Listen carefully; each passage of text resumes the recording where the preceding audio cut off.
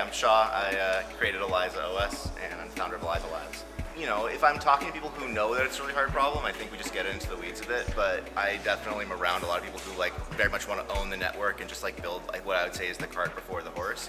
And I'm very much like want to build the horse, which I think is there is a whole lot we don't understand about agents. Most people, I would say almost everyone I know is not using this technology yet and is just like getting acclimated. You know, we all use ChatGPT, we all use these limited like large language model applications, but to say like an agent that's going to go out and do stuff on my behalf without my supervision, I don't know, you know, I just don't think we're quite there yet. And it's because we haven't answered a lot of the hard questions, like how do I trust another person, let alone, you know, a synthetic human agent? How do I delegate some of my tasks and know that they got done? And so there's this like larger problem of the principal agent problem, which is just has nothing to do with AI. It's just like a game theory issue.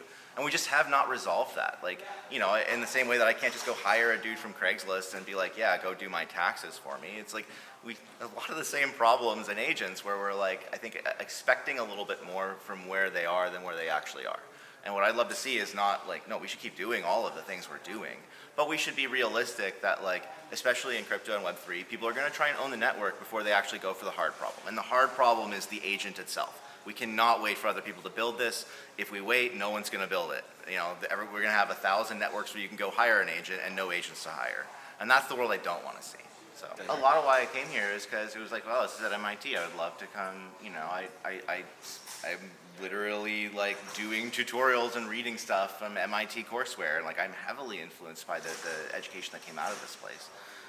But on the other hand, I live in an entrepreneurial city where everybody is like, I run a startup, everyone runs a startup, and we kind of have to like be both researching and pushing that end and trying to figure out how do we make money and get users at the same time. It's a very different challenge. But I also think that they're starting to merge a lot as like a lot of the academic stuff is now finally becoming like very useful and valuable. I mean, a good example is reinforcement learning, where it was just like this kind of academic field for like 40 years, you know, 60s, 70s, 80s. And then suddenly we're like, wait, we can actually take that and mix it with the, you know, we had a good reinforcement learning push with certain kinds of control problems. But now we're using it with language models, and now we have agents that are actually have real trajectories they can grow on.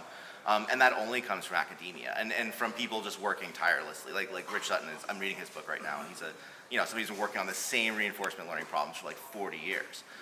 So we need that academia, and now he works at a startup with John Carmack.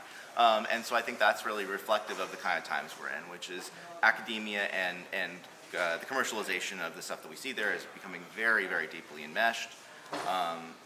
MIT is also like the vast majority of startups from the last generation did come out of here. Like a lot of stuff came here. So there's a lot of value to that. But I don't think that we can afford to say like, well, this is academic and this isn't anymore in computer science. Right? Like it's just too applicable and too immediate now. What we build is an agent framework. An agent framework leverages all the best-in-class like models to build a system that actually can loop and maintain state, memory, relationships. And we're having to explore all these things, like how does an agent know who you know? So if you're like, hey, send a message to John on email, like that's something that we can take, you know, a human can do trivially, but that's really challenging for an agent. There's a series of steps that are still pretty unknown.